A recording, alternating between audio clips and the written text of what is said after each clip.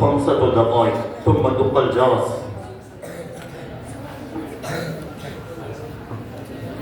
عبد القادر متعلم عربي أخطو.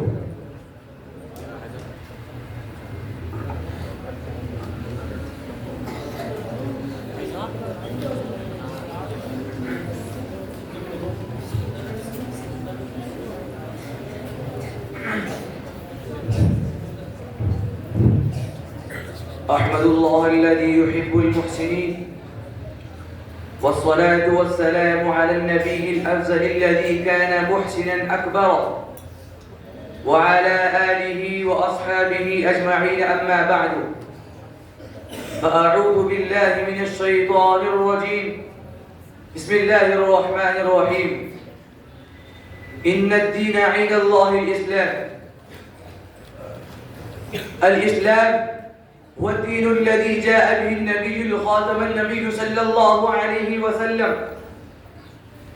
إن هذا الدين دين لا يقبل الله سواه، كما إن هذا الدين دين لا يقبل الله أي دين سواه، كما قال الله تعالى في القرآن المجيد: ومن يبتغي غير الإسلام دينا فلن يقبل منه. إن النبي المختار سيد والمصطفى صلى الله عليه وسلم بين 3 أجزاء للدين. إننا نغفل عن كل من هذه الأمور ال3 ولا نعزم على العمل بها، وكثير من الناس لا يعلمون ما هو الإحسان. الإحسان أن يعمل العبد أي عمل كان ويعتقد أن الله تعالى يرى عمله وينظر إليه كيف يعمل وماذا يفعل، كما ورد في الحديث النبوي الشريف الذي نقل عن عمر رضي الله عنه في صحيح لمسلم: بينما نحن جلوس عند رسول الله صلى الله عليه وسلم ذات يوم إذا طلع علينا رجل شديد بياض الثياب شديد سواد الشعر، لا يرى عليه أثر السفر ولا يعرفه منا أحد، حتى جلس إلى النبي صلى الله عليه وسلم فأسند ركبتيه إلى ركبتيه ووضع كفيه على فخذيه وقال: يا محمد، فأخبرني عن الإسلام. فقال رسول الله صلى الله عليه وسلم: الإسلام أن تشهد أن لا إله إلا الله وأن محمدا رسول الله، وتقيم الصلاة، وتؤتي الزكاة، وتصوم رمضان، وتحج البيت إن استطاع إليه سبيلا. قال: صدقت. فعجبنا له يسأل ويصدقه. قال: فأخبرني عن الإيمان.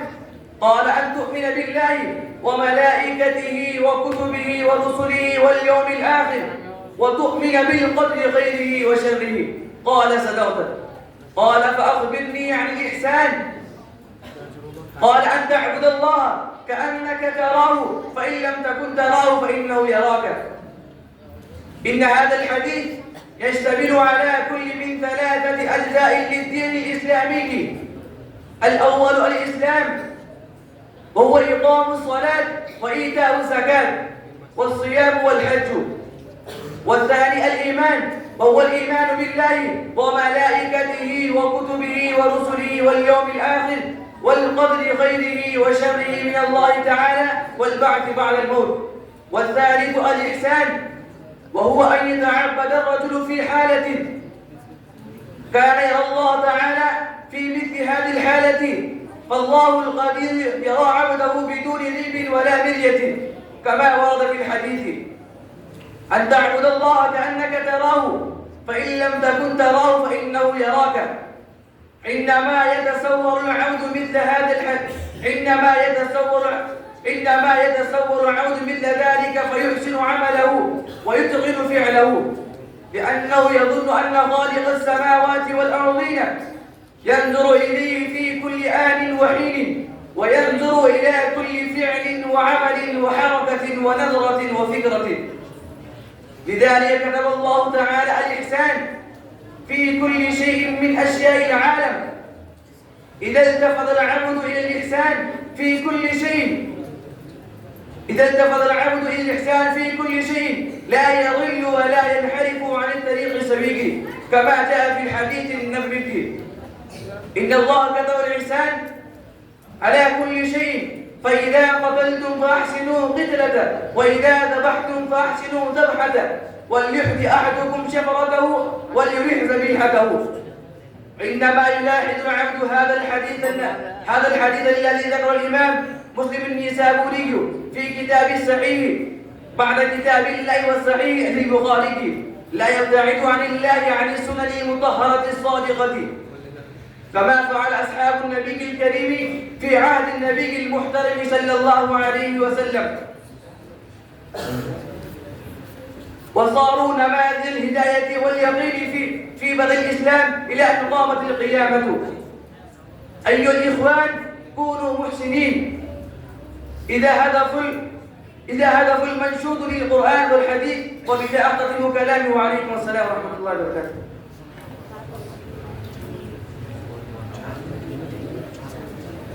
محمد خبيب كرجي، المتعلم بالصف الخامس.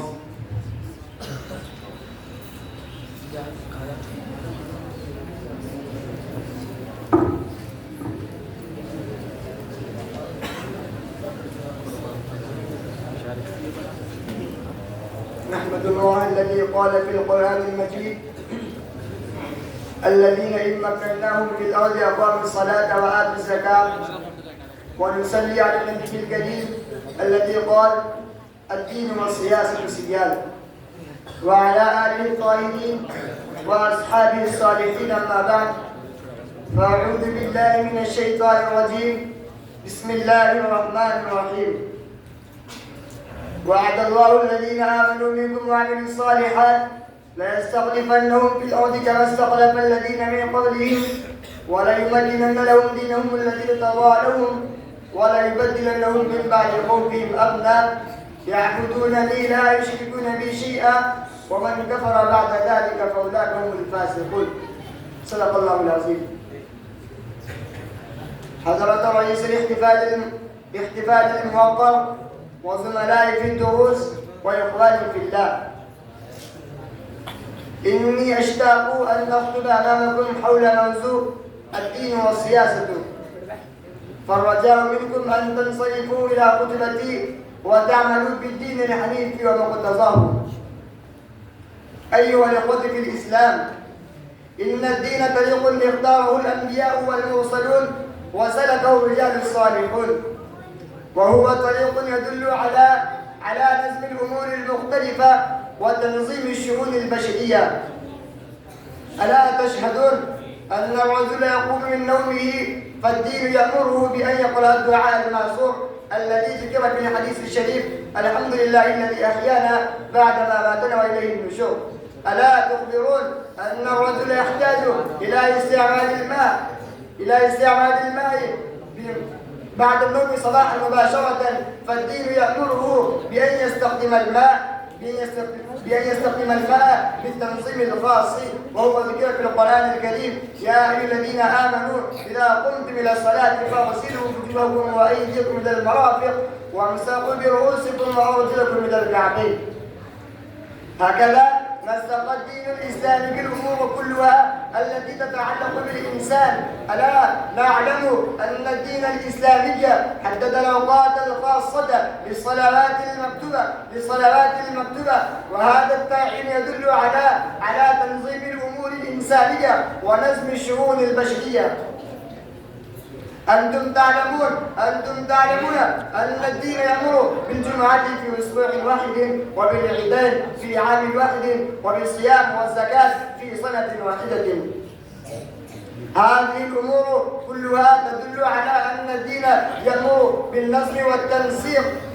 خلاصة الأمر أن الدين الكامل نظم وتنظيم، والقرآن وحكمه نظم وتنظيم، والأحاديث نظم وتنظيم. ومن جهة أخرى أن السياسة تدل على معنى تدبير الأمور التي تتعلق بالإنسان والحيوان والأشجار والنبات والأزهار والأحجار التي خلقت للإنسان بأفراده. فعلم من هذا أن السياسة ينسجم مع فحوى الدين في تدبير الأمور البشري في شتى مجالات الحياة البشرية.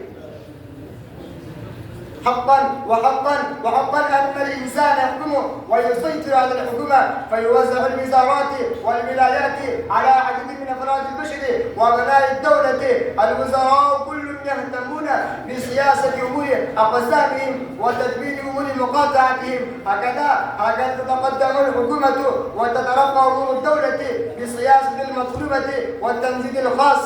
الناس من دول أخرى يثنون على مثل هذه السياسة الرجال والنساء والولدان الصغار والكبار كلهم يغرقون ويصرون بهذه السياسة. ومن جهة المملكة في رجاء المملكة تسد الراحة والسكينة تنزل في ساحات بناء المملكة. هذه العبادات تخبر جميع الناس بأن الدين والسياسة يعملان عملا واحدا وينتجان نتيجة واحدة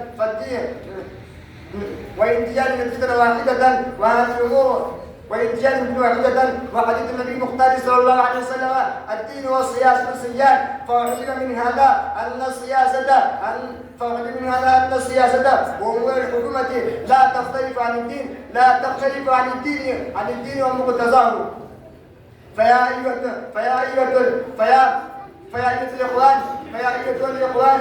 الإخوان هذه الأمور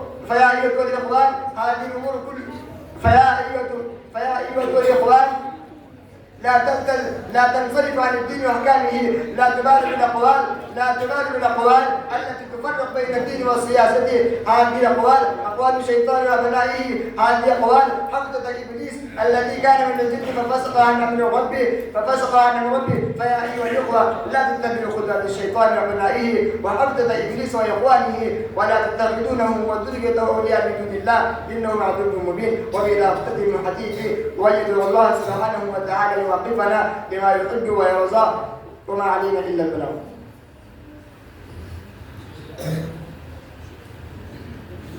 محمد آفتاب كرجي المتعلم بالصف الخامس.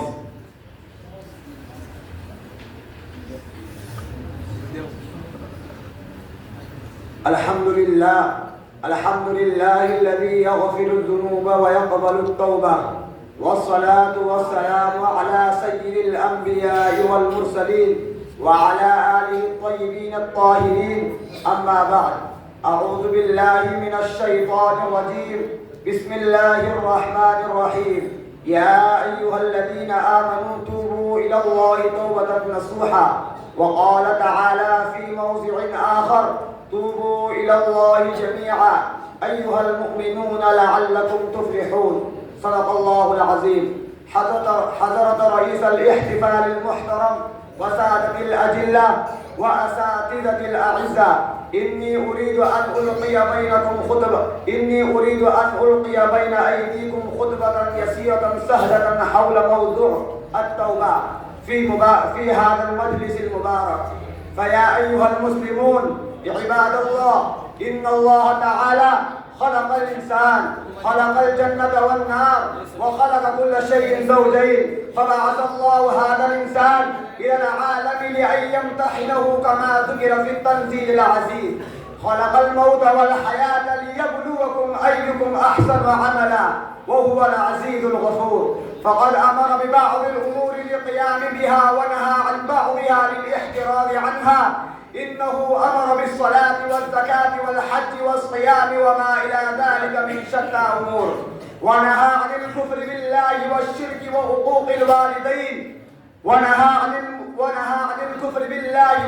وعقوق الوالدين وشرب الخمر والميسر والزنا والكذب والغيبة والسخرية والبهتان والنميمة وغير ذلك من أمور أخرى. أيها العباد، عندما يتمثل الإنسان بهذه الأمور الإلهية ويقوم بواجباته ويؤدي وظيفته فيسر الرحمن ويدخله في جناته، ويرتكب الذنوب والمعاصي. وعندما يعرض الإنسان عن الله تعالى وطاعته وعبادته ويرتكب الذنوب والمعاصي وشرب الخمر والزنا ويغتاب أحدا فينزل الله تعالى سخطه عليه ويدخله في النار التي تطلع على الأفئدة. فيا أيها المسلمون، قد آمنا بالله وبالأنبياء والملائكة والكتب المنزلة والقدر خيره وشره، فيلائم لنا ألا نقترف الذنوب والمآثم، وألا نميل الطرف والشرك والكفر والوصلية والفسق والزنا وشرب الخمر والميسر. أيها العباد، يجب علينا أن نتوب من هذه الذنوب المرضية والمعاصي الهالكة الحالكة، لأن الله تعالى يقول في كتاب الباقي القرآن الكريم بصيغة الأمر: توبوا إلى الله جميعا أيها المؤمنون لعلكم تفلحون. وقال تعالى في موضع آخر: يا أيها الذين آمنوا توبوا إلى الله توبة نصوحا. والنبي صلى الله عليه وسلم يصرح بهذه الحقيقة في حديثه بأنه يقول: يا أيها الناس توبوا إلى الله واستغفروه فإني أتوب إليه في اليوم أكثر من 70 مرة. ونقل عن أبي هريرة رضي الله عنه أن النبي صلى الله عليه وسلم قال: والله إني لأستغفرن الله وأتوب إليه اليوم أكثر من 70 مرة.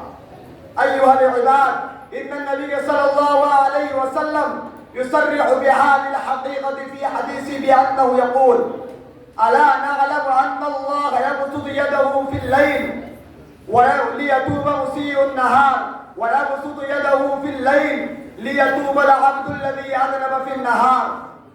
ها هو ذا حديث النبي صلى الله عليه وسلم الذي نقله الإمام مسلم الشيباني رحمه الله في كتابه عن أبي موسى الأشعري رضي الله عنه أن النبي صلى الله عليه وسلم قال: إن الله يبسط يده بالليل ليتوب مسيء النهار، ويبسط يده بالنهار ليتوب مسيء الليل حتى تطلع الشمس من مغربها. هذا العمل عمل قبول التوبة حتى تطلع الشمس من مغربها، كما أوضح النبي صلى الله عليه وسلم في حديث الشريف. هذه من عنايات رب الكريم ورحمة الرحمن الرحيم، ويدخل في جنات عرضها السماوات والأرض. قال النبي صلى الله عليه وسلم: من تاب قبل أن تطلع الشمس من مغربها تاب الله عليه. فيا أيها العباد، انظروا في هذا الحديث الشريف والتفتوا إلى فرح الرب الكريم. وقت توبة العبد المنيب توجهوا إلى الله، سارعوا إلى التوبة، سارعوا إلى الرحمن الرحيم الذي يقول في القرآن المجيد: قل يا عبادي الذين أسرفوا على أنفسهم لا تقنطوا من رحمة الله إن الله يغفر الذنوب جميعا إنه هو الغفور الرحيم. في التوبة نجاح، وفي النجاح رضوان من الله. وبذا أختتم حديثي هذا، وآخر دعوانا أن الحمد لله رب العالمين.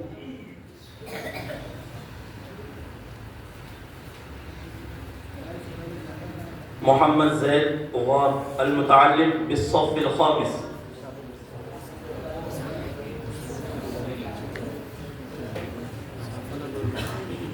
السلام عليكم ورحمة الله وبركاته.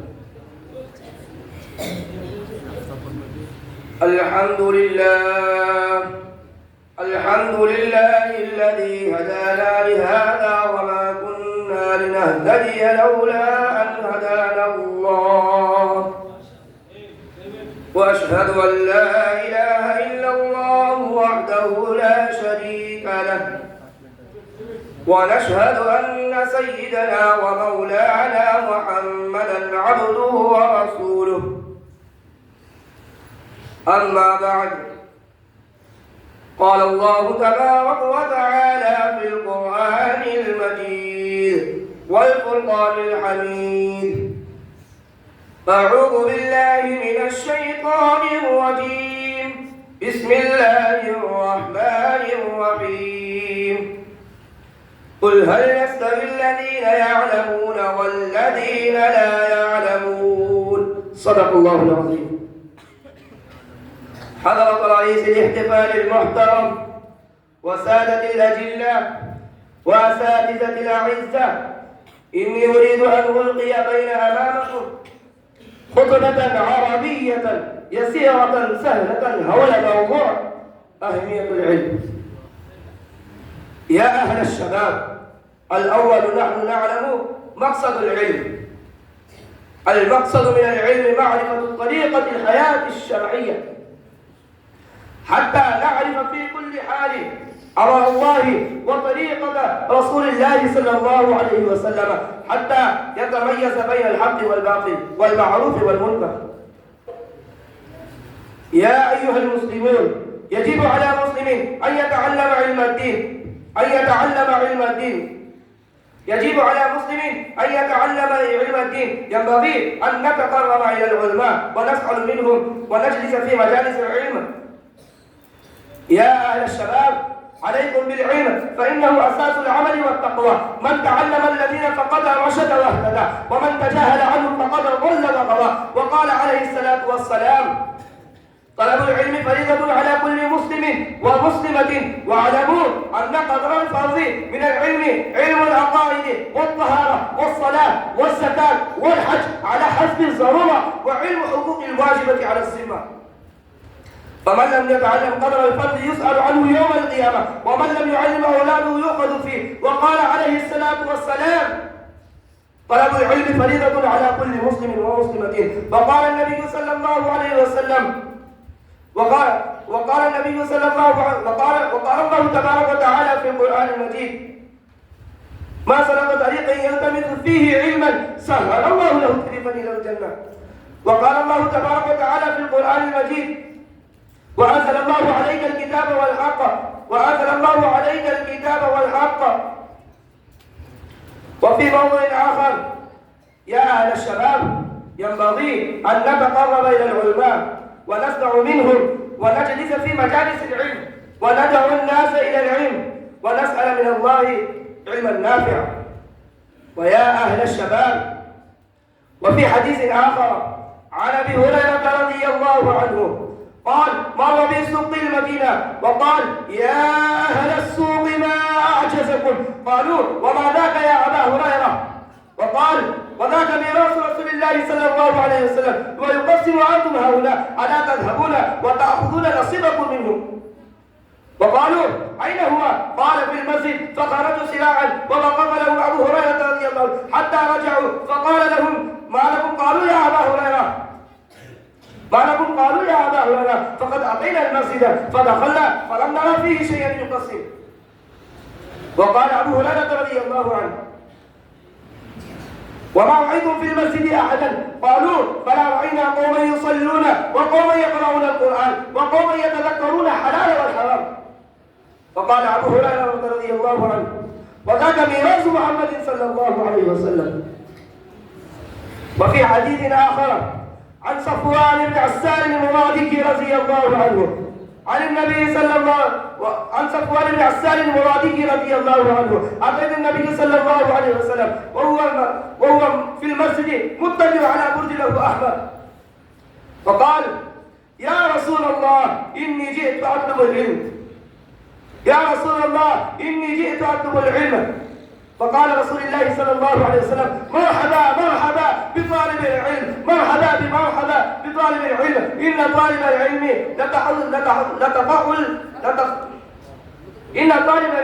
لتحصه الملائكة بأجنحتها ثم يرقب بعضكم بعضا. يا أهل الشباب، ونسأل من الله تعالى أن يوفقنا علما نافعا وأن يرزقنا علما نافعا وتوفيق العمل على العلم إلى الموت. وبذا أختتم الكلام حديثي بهذا.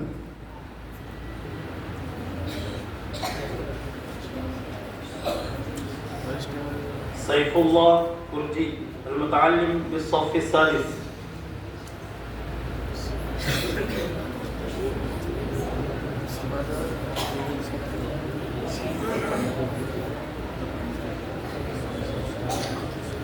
أحمد الله الذي أحل الطيبات وحرم الخبائث وأشكره في كل زمان ومكان وأصلي على سيدنا ونبينا محمد صلى الله عليه وسلم وعلى آله وصحبه أجمعين. أما بعد، أعوذ بالله من الشيطان الرجيم. بسم الله الرحمن الرحيم. يمحق الله الربا ويربي الصدقات. وقال الله تبارك وتعالى في موضع آخر: يا أيها الذين آمنوا اتقوا الله وذروا ما بقي من الربا إن كنتم مؤمنين، فإن لم تفعلوا فأذنوا بحرب من الله ورسوله، وإن تبتم فلكم رؤوس أموالكم لا تظلمون ولا تظلمون، وإن كنتم ذو عسرة فنظرة إلى ميسرة، وأن تصدقوا خير لكم إن كنتم تعقلون. صدق الله العظيم. وقال النبي صلى الله عليه وسلم: لعن الله آكل الربا وموكله وشاهديه وكاتبيه، أو كما قال عليه الصلاة والسلام. حضرة رئيس الحفل الموقر والسادة الأعزاء والزملاء بالوصول، إني أريد أن ألقي بين أيديكم خطبة عربية يسيرة سهلة حول موضوع الربا. يا أيها الناس، أتعلمون ما حكم الربا في الإسلام الشريعة؟ اعلموا واستمعوا. الربا في الإسلام الشريعة، حكم الربا في الإسلام الشريعة حرام مطلقا. الربا باللغة الزيادة. الربا نوعان: الأول ربا قرض، والثاني ربا نسيئة. أما ربا قرض هو بيع ربوي برجل آخر مع زيادة وقرض، وذلك أن يبيع ذهبا بذهب مع زيادة وقرض، أو فضة بفضة مع زيادة وقرض، أو برا ببر مع زيادة وقرض، أو شعيرا بشعير مع زيادة وقرض، أو تمرا بتمر مع زيادة وقرض، أو ملحا بملح مع زيادة وقرض، أو درهما بدرهم مع زيادة وقرض، أو دينارا بدينار مع زيادة وقرض. فإذا اختلفت الأجناس جاز التفاضل على شرط أن يكون البيع يدا بيد في مجلس واحد. وأما ربا النسيئة هو ربا الجاهلية، وهو أن يعطي رجلا مالا إلى أجل، كأن يعطيه 1000 إلى عام على أن يردها 1100 مثلا. وهذا هو الربا الذي يجري في زماننا، وفيه شريك كل عاقل، كل بالغ، وكل النساء، وكل الرجال، وكل الناس. وهذا هو الربا الذي حرمه الله تعالى في القرآن المجيد والفرقان الحميد قائلا: أحل الله البيع وحرم الربا، فمن جاءه موعظة من ربه فانتهى فله ما سلف وأمره إلى الله، ومن عاد فأولئك أصحاب النار هم فيها خالدون. صدق الله العظيم. من أكل الربا فهو مثل إعلان الحرب مع الله الجليل الجبار القهار. قال الله تبارك وتعالى في القرآن المجيد والفرقان الحميد: أعوذ بالله من الشيطان الرجيم. بسم الله الرحمن الرحيم. يا أيها الذين آمنوا اتقوا الله وذروا ما بقي من الربا إن كنتم تعلمون إن كنتم مؤمنين، فإن لم تفعلوا فأذنوا بحرب من الله ورسوله. صدق الله العظيم. وهذا لفظ الحرب استعمل فيه فقط، لا استعمل في غيره كالسرقة والزنا وغير أحكام الشريعة. من لا ترك الربا فهو مردود في حياة الدنيا والآخرة، ولعن الله عليه كما جاء في الحديث المبارك. قال النبي صلى الله عليه وسلم: لعن الله آكل الربا وموكله وشاهديه وكاتبيه، أو كما قال عليه الصلاة والسلام. نحن نسمع هذا الكلام ونترك هذا الكلام ولا نعمل بهذه الحديث ونأخذ الربا. يا أيها الناس، اتركوا الربا فإن فيه خسران لكم، فصمم العزم على ألا نأخذ الربا في حياتنا أبدا. وأخيرا أدعو الله تعالى أن يوفقنا على ما يحب ويرضى، وأبعد منا قباحة الربا وفساده. وبهذا أختتم كلامي.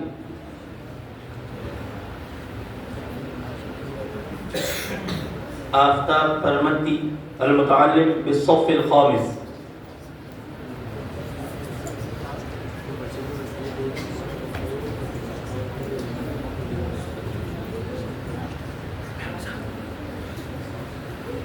الحمد لله رب العالمين،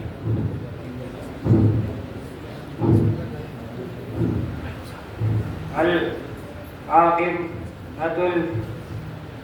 للمتقين، والصلاة والسلام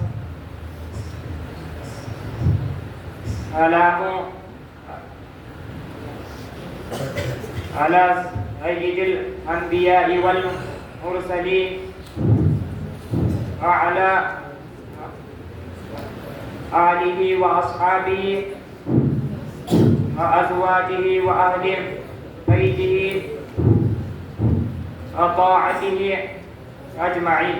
أما بعد، أعوذ بالله من الشيطان الرجيم. بسم الله الرحمن الرحيم. ورتل القرآن ترتيلا. وقال في موضع آخر: ورتلناه ترتيلا. وقال النبي صلى الله عليه وسلم: اقرأوا القرآن بلحون العرب.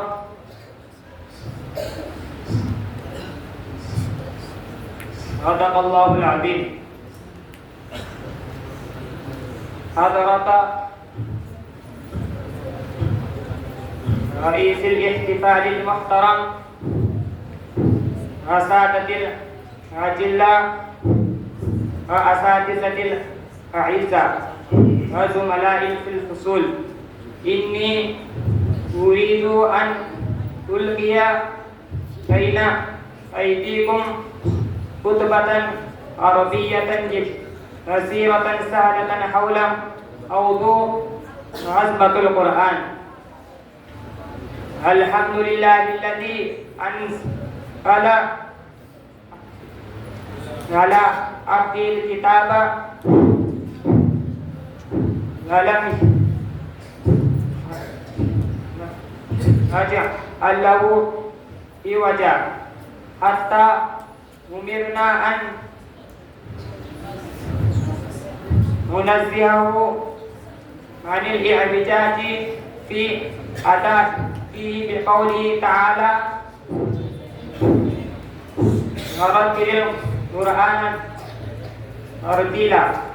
كما قال في الحديث: من قرأ حرفا من كتاب الله فله به حسنة، والحسنة بعشر أمثالها. لا أقول ألف لام ميم حرف، ولكن ألف حرف، ولام حرف، وميم حرف. وقد ورد عن زيد بن ثابت رضي الله عنه عن النبي صلى الله عليه وسلم أنه قال: إن الله يحب أن يقرأ القرآن وما أنزل. وقال الله تعالى: الذين آتيناهم الكتاب يتلونه حق تلاوته أولئك يؤمنون به.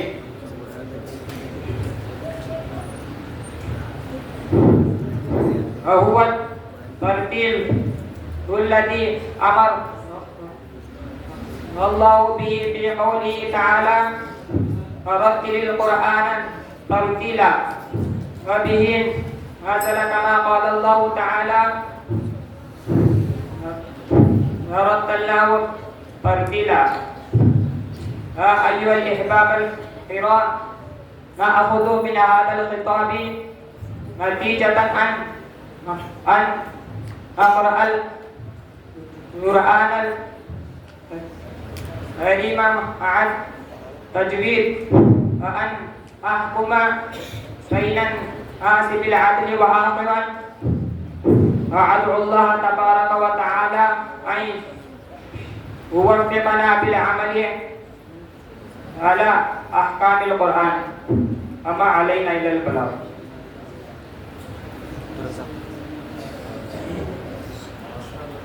عبد الرزاق برمندي المتعلم بالصف السادس.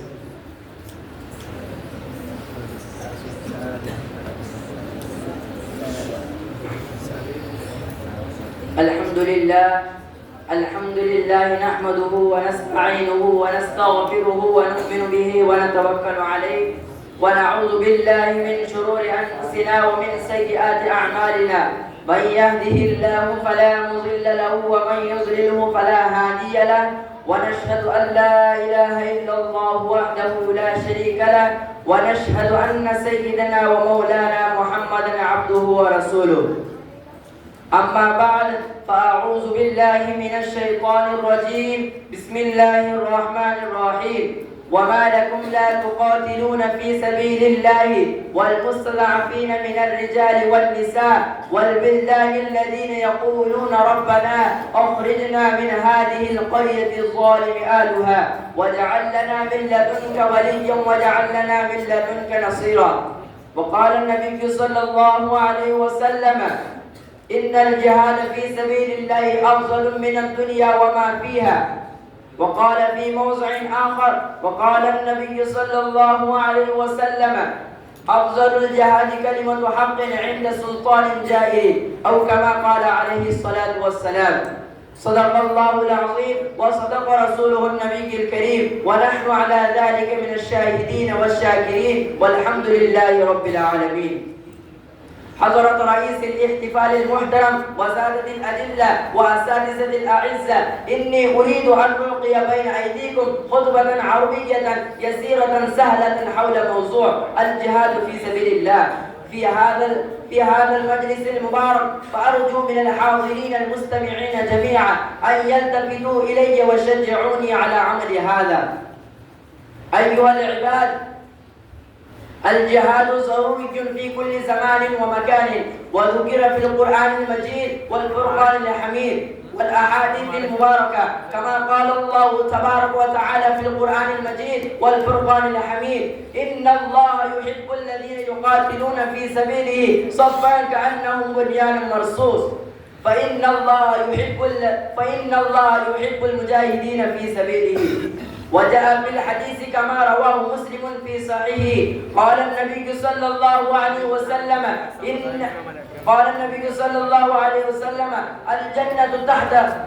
إن أبواب الجنة تحت ظلال السيوف. وقال في موضع آخر: وقال النبي صلى الله عليه وسلم: من مات ولم يغزو ولم يحدث به نفسه مات على شعبة النفاق، أو كما قال عليه الصلاة والسلام. أيها العباد، الجهاد ثلاث أقسام: الأول بمالنا، والثاني بأنفسنا، والثالث وبلساننا، كما قال الله تبارك وتعالى في القرآن المجيد والفرقان الحميد: يا أيها الذين آمنوا هل أدلكم على تجارة تنجيكم من عذاب أليم تؤمنون بالله ورسوله وتجاهدون في سبيل الله بأموالكم وأنفسكم ذلكم خير لكم إن كنتم تعلمون. وكما جاء في الحديث الشريف قال النبي صلى الله عليه وسلم: جاهدوا المشركين بأموالكم وأنفسكم وألسنتكم، أو كما قال عليه الصلاة والسلام. ولا تقولوا من مات في سبيل الله وهو يموت، بل أحياء، كما قال الله تبارك وتعالى في القرآن المجيد والفرقان الحميد: ولا تحسبن الذين قتلوا في سبيل الله أمواتا بل أحياء عند ربهم يرزقون. وبه نزل كما قال الله تبارك وتعالى في القرآن المجيد والفرقان الحميد: ولا تهنوا ولا تحزنوا وأنتم الأعلون إن كنتم مؤمنين. كذلك قال النبي صلى الله عليه وسلم: الجهاد ماض إلى يوم القيامة. وقد ورد عن ابن عباس رضي الله عنهما عن النبي صلى الله عليه وسلم قال: يوم الفتح لا هجرة بعد الفتح ولكن جهاد ونية وإذا استنفرتم فانفروا، أو كما قال عليه الصلاة والسلام. لأن الجهاد العمل الذي يدفع الظلم. إن الجهاد في سبيل الله من أفضل القربات ومن أعظم الطاعات، بل هو أفضل ما تقرب به المتقربون وتنافس فيه المتنافسون بعد الفرائض، وما ذلك إلا ما يترتب عليه من نصر المؤمنين وإعلاء كلمة الدين وقمع الكافرين والمشركين. كما قال النبي صلى الله عليه وسلم: جاهدوا المشركين بأموالكم وأنفسكم وألسنتكم، أو كما قال عليه الصلاة والسلام. أيها المسلمون، تفكروا في هذه الآيات الواضحة والأحاديث المباركة وعلموا ما الفرق بين السرية والغزوة. السرية كل حرب لا يكون فيها النبي صلى الله عليه وسلم، والغزوة كل حرب يكون فيها النبي صلى الله عليه وسلم. هذا ترتيب الغزوات. غزوة ودان وهي الأقوى، ثم بواط بناحية رزوة، ثم العشيرة، ثم بدر الأولى لطلب كرسي بن جابر، ثم بدر الكبرى التي قتل فيها من المشركين 70 رجلا، ثم غزوة بني سليم، ثم غزوة بني سليم، ثم غزوة الصويق، ثم غزوة غطفان وهي غزوة ذي أمر، ثم غزوة بني سليم، ثم غزوة بني سليم، ثم غزوة أحد، ثم غزوة حمراء الأسد، ثم غزوة بني النزير، ثم غزوة ذات الرقاع، ثم غزوة ذات الرقاع، ثم غزوة خيبر، ثم غزوة دومة الجندل، ثم غزوة الحديبية، ثم غزوة الخندق، ثم غزوة فتح مكة، ثم غزوة الطائف، ثم غزوة تبوك. الغزوات التي حارب فيها النبي صلى الله عليه وسلم وهي بدر. الغزوات التي حارب فيها النبي صلى الله عليه وسلم 9، وهي بدر مرتين، وأحد والخندق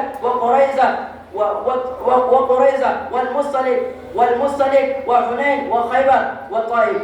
اللهم أعطنا موتنا في سبيلك جهادا، وبلا أقتدم كلامي هذا، وآخر دعوانا الحمد لله رب العالمين.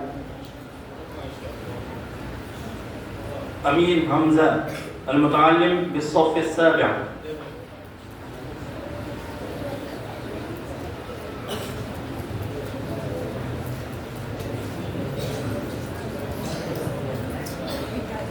بسم الله الرحمن الرحيم. الحمد لله الذي جعل المؤمنين فائقين درجة، والصلاة والسلام على النبي الأمي الذي قال: من تشبه بقوم فهو منهم. رئيس الاحتفال المؤقر وسادة الأجلة، إني أريد أن ألقي بين أيديكم خطبة عربية مختصرة حول موضوع التشبه بالكفار، فالرجاء منكم جميعا أن تصمتوا واعملوا بالأمور التي ستجيء في الخطبة إن شاء الله. إخواني في الله، إن الله تعالى جعل الإيمان بالله أفضل كل شيء في العالم، وجعل الكفر بالله أبغض من كل شيء. لذلك الرجال الذين آمنوا وعملوا الصالحات هم الذين يحبهم الله تعالى ويدخلهم في الجنات تجري من تحت الأنهار، والذين كفروا بالله وارتكبوا كثير من الذنوب والمعاصي هم الذين سيعاقبهم الله جليل القهار في الدنيا والآخرة. لذلك ورد في القرآن الكريم الذي لا ريب فيه: أعوذ بالله من الشيطان الرجيم، إن الذين كفروا من أهل الكتاب والمشركين في نار جهنم خالدين فيها أبدا، والذين آمنوا وعملوا الصالحات أولئك هم خير البرية. هذه الآية الكريمة تدل بالإيضاح: إن الذين آمنوا وعملوا الصالحات هم خير البرية وخير الخلق الذي يوجد في العالم، وعكس ذلك إن الذين كفروا بالله ومرقوا من أمور الدين هم شر البرية وشرار خلق الله تعالى. فكيف يناسب للمسلمين الصالحين الصادقين أن يتشبهوا بالكفار الفجار الكاذبين؟ فكيف يلائم للذين أسلموا واتقوا أن يمشوا مشية الذين كفروا من اليهود والنصارى والهندوس الذين هم سيدخلون نار جهنم خالدين فيها أبدا. والأحاديث النبوية الشريفة أيضا تهدي إلى هذه الصراط الذي اختاره القرآن وتوخاه الكتاب الخالد. فقد جاءت قصة في حديث النبوي صلى الله عليه وسلم. كان النبي صلى الله عليه وسلم جالسا في مجلس فمر أحد من النبي صلى الله عليه وسلم فتساءل النبي الأعظم: ما رأيك في هذا؟ فقال رجل من فقراء المسلمين: هذا والله حري. فقال رجل من أشراف الناس: هذا والله حري، إن غضب أن ينكح وإن شفع أن يشفع. فسكت رسول الله صلى الله عليه وسلم. ثم مر أحد بالنبي صلى الله عليه وسلم رجل آخر فتساءل النبي المعظم: ما رأيك في هذا؟ فقال رجل من أشراف الناس: هذا حري، إن خطب أن ينكح أن لا ينكح، وإن شفع أن لا يشفع، وإن قال أن لا يسمع له قوله. فقال رسول الله صلى الله عليه وسلم: هذا خير من ملء الأرض مثل ذلك. هذا الحديث قد نقله الإمام محمد بن إسماعيل البخاري رحمه الله تعالى في كتابه الذي أصح الكتب بعد كتاب الله تحت عدم السماء. إخواني في الله، هذه الأحاديث تدل بالإيضاح على أن المسلمين الصالحين الصادقين هم خير البرية. عندما ظهرت هذه الحقيقة أمام رؤوس العقلاء والناس كافة، فلا يلائم لأي رجل يسعد بالعقل السليم والذهن المستقيم أن يتبع خطوات الكفار الفجار ويمشي مشية الرجال المغضوب عليهم والضالين من الصراط السوي. ألا تعلمون أن دول العالم تحدد لباسا خاصا وزيا مستقلا للمدنيين والعسكريين؟ عندما يخرج العسكريون من معاقلتهم ومعسكراتهم أمام رؤوس الأشهاد، كل من الرجال والنساء والولدان الصغار والكبار يعلمون أنهم في العسكريين الذين عينوا العملية الخاصة. وعندما يخرج أحد من المدنيين في زي أحد من العسكريين يلقى القبض عليه ويسجن، لأن خالف القانون المدني وخالف القانون المدني والدستور العسكري. إنه تشبه بالعسكريين مع أنه من المدنيين. فعندما لا يجوز هذا العمل في مدننا ودولنا في أمورنا وفي فعالنا، فكيف يجوز هذه الأمور في ديننا وأخلاقنا وشيمنا وخصائلنا؟ فيا أيها المسلمون، توبوا إلى الله توبة نصوحة من الذنوب كلها بصورة عامة، لأنكم خير أمة أخرجت للناس تأمرون بالمعروف وتنهون عن المنكر وتؤمنون بالله، كما أعلن في القرآن المجيد: أعوذ بالله من الشيطان الرجيم، كنتم خير أمة أخرجت للناس تأمرون بالمعروف وتنهون عن المنكر وتؤمنون بالله. فصمموا العزم على أن تكونوا خير الناس بأقوالكم وأعمالكم وعوائدكم وشمائلكم، ولا تشبهوا بأي قوم من أقوام العالم، واعملوا بالحديث: من تشبه بقوم فهو منهم. وبذا أختتم كلامي، وما علينا إلا البلاغ. السلام عليكم ورحمة الله وبركاته.